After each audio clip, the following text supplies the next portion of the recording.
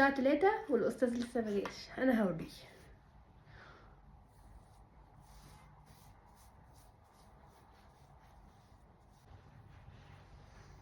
يما خفت من نفسي أصلا. يلا بينا.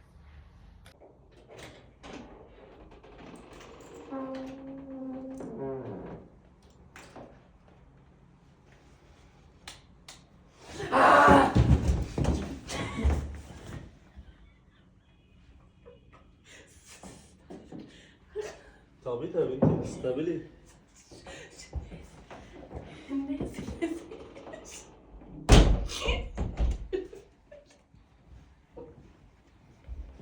هو انا خفت اصلا؟